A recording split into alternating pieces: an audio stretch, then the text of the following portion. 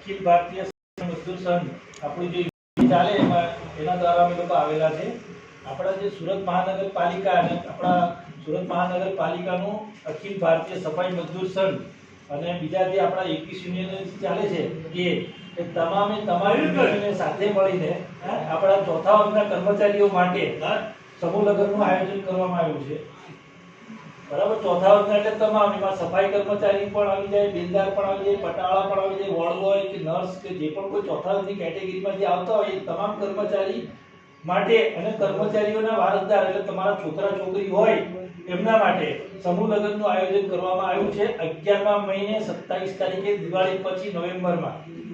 બરાબર, એટલે કોઈ કર્મચારી અથવા કર્મચારી એટલે જે કર્મચારી એટલે જે તાલીમાર્થી જે લાગ્યા એ નવા અને જે કર્મચારી હોય એમના બાળકો એ સમૂહ લગ્નમાં ભાગ લઈ શકશે.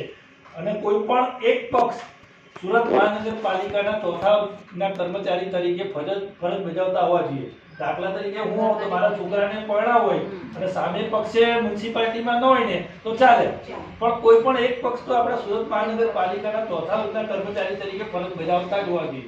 બરાબર, અને હંમેશા કાર્યકાળનો સિદ્ધાંત રહેલો હોય છે કે કાર્ય થાય એની પાછળ કારણ હોય ને હોય જ. તો આ સમૂહ લગ્ન કરવાનું કારણ શું? આ કાર્ય થાય એની પાછળ કારણ હોય. તથાગત બુદ્ધ કહેતા હતા કે કાર્ય થયું આનું કારણ શું?